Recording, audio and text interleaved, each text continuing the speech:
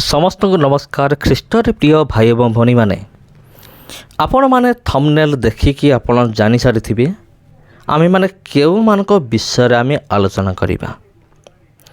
किछि दिन तले मु एई हांडिया बाली को नेकी गुटे वीडियो म तैयारी करथिले, किंतु मझिरे समय न हेबारु आ मु से विषय वीडियो मु तैयारी करि पार नथिले। किंतु प्रिय बंधुगण आमे माने एमानकु से पर्यंत एक्सपोज करिबा जे पर्यंत एमाने लज्जित न होई जंते। आ गोटे कथा मु कहि रखौछि प्रिय बंधुगण, हांडिया बालीर दम खत्म होई जबारु माने शेष होई जबारु से आउ जने जार जक धरिक आसीछि।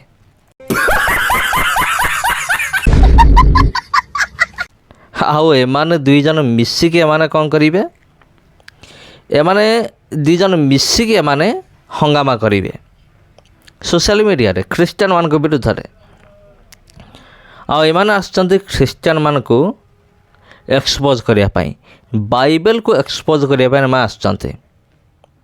आ ए दी जन को मु कहि रखु अछि, मु पचार अछि तुमर दम अछि ना बाइबल को एक्सपोज करिया पई।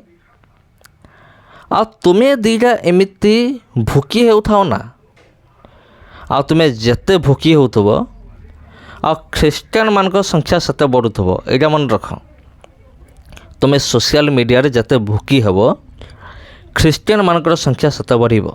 बात तो सही है। आउ एटा मन रख, माइंड इट। आउ नुहे त कोन, मो सब बेले ख्रीस्टियन विरोधी मान को ख्रीस्टियन मान को अइठा चटा कुकुर बोली मु कहे, समस्त को नुहे। एई भली जत सब मूर्ख माने सब अछंती, से हांडिया बाली हैला एबे आउ गुटे आसीछि हांडिया बाली रो मु कहिले आपन को यार दम खत्म होई जवारु माने सरी जवारो ये आउ जने जार जक धरि के आसीछि। आउ जना नाही एमानकर केटा बापा एमानकर जना नाही, आउ जना नाही एमानकर माँ किए एमानको भी जना नाही। आ एमाने आछंती ख्रीस्टियानिटी को एक्सपोज करिवे माने पुणी आछंती सबुठारु इंटरेस्टिंग विषय। आ मु एमानकु अइठा चटा कुकुर बोली काई कहे, जदि आपण मोर पूर्व वीडियो गुडी को देखिथिबे आपण हुए तो जानि सारिथिबे। कारण एमाने जो होचंती ख्रीस्टियन विरोधी माने आ एई माने होचंती प्रकृत रे ख्रीस्टियन मानकर अइठा चटा कुकुर। कहीं ना ख्रीस्टियन मानकर सब आविष्कार को उद्भावन को एमाने व्यवहार करुचंते। बात तो सही है। निज घरे आ सबुठारु माने अकाट्य सत्य वचन माने बाधिला भलिया कथा, किंतु सत कथा जे एमाने ख्रीस्टियन मान को बिना एमाने बंची पारिबे नाही, मरी जिवे माने। जदि एमाने ख्रीस्टियन मानकर जेते सब जिनिस माने व्यवहार करुचंते, उद्भावन हो आविष्कार हो, जदि एमाने छाड़ी देबे ना एमान को गुटे मिनिट भी लागबनी, एमाने मरी जिवे। बात तो सही है। और अभी तो रुको। हाउ एमाने आछंती ख्रीस्टियानिटी को एमाने एक्सपोज करिवे।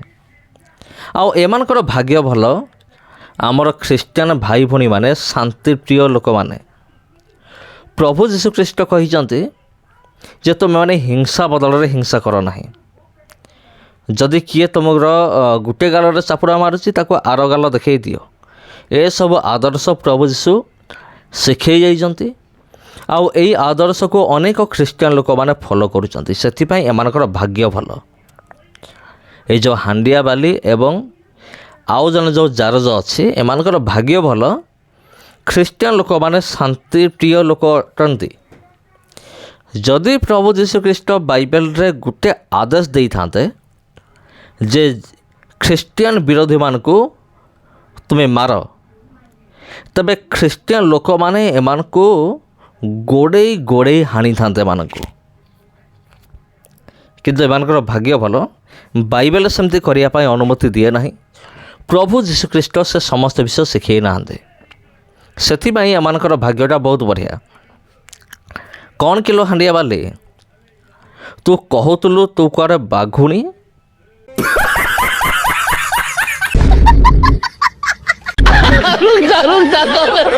ଶିମିଳିପାଳର ବାଘୁଣୀ।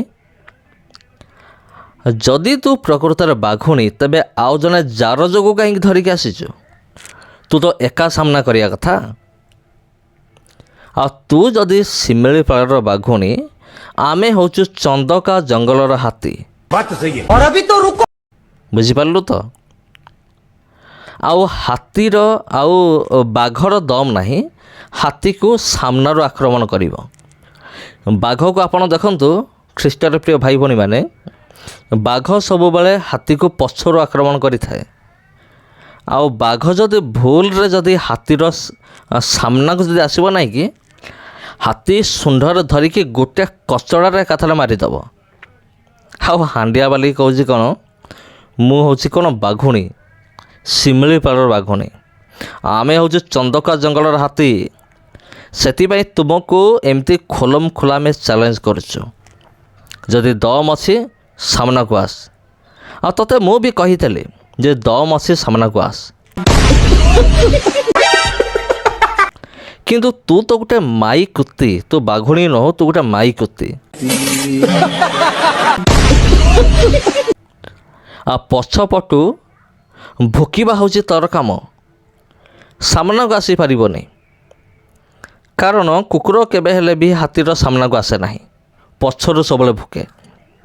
କିନ୍ତୁ ହାତୀ ମଜାରେ ଚାଲେ। ସେଥିପାଇଁ ତୁ ଯେତେ ଭୋକି ହେଉଥା ନା କାହିଁକି, ଖ୍ରୀଷ୍ଟିଆନମାନଙ୍କ ସଂଖ୍ୟା ବଢ଼ୁଥିବ, ଆଉ ଖ୍ରୀଷ୍ଟିଆନିଟି ବୃଦ୍ଧି ପାଉଥିବ, ଆଉ ତୁ ଏମିତି ଦେଖୁଥିବୁ, ଏମିତି ଭୋକୁଥିବୁ ସବୁବେଳେ।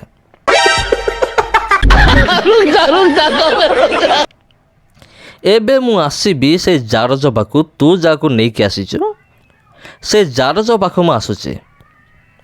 କ'ଣ କିରେ ଜାରଜ କୋଉଠିକାର?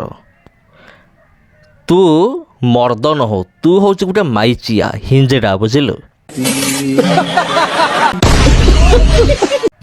ଯଦି ମର୍ଦ ହେଇଥିବ ନା, ଧର୍ମ ପରିବର୍ତ୍ତନର ପ୍ରମାଣ ଦେ, ଆଉ ଆମକୁ ସାମ୍ନା କର।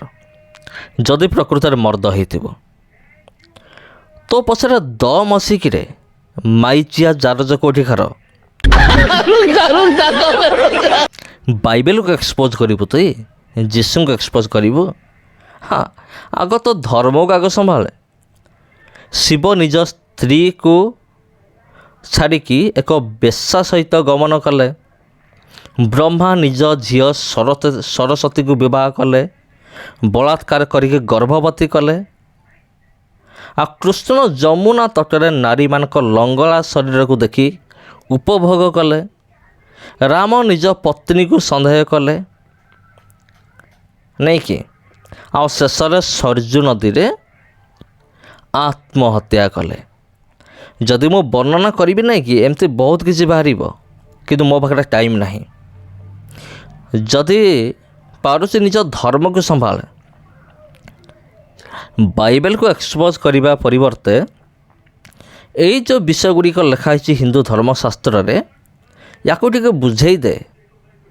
ମାନେ ଏଇ ଜ୍ଞାନକୁ ଟିକେ ବୁଝେଇ ଦେ। ଯଦି ପାରୁଛୁ କର, ନିଜ ଧର୍ମକୁ ସମ୍ଭାଳ। ଆଉ ତୁ ଆସିଛୁ କ'ଣ ଖ୍ରୀଷ୍ଟିଆନିକୁ ଏକ୍ସପୋଜ୍ କରିବୁ?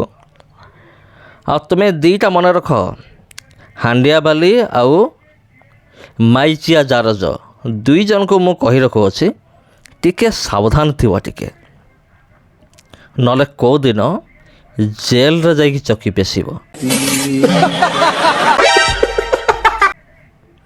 ତୁମର ଭାଗ୍ୟ ଭଲ, ଆମର ଖ୍ରୀଷ୍ଟିଆନ ଲୋକମାନେ ହେଉଛନ୍ତି ଶାନ୍ତିପ୍ରିୟ ଲୋକମାନେ।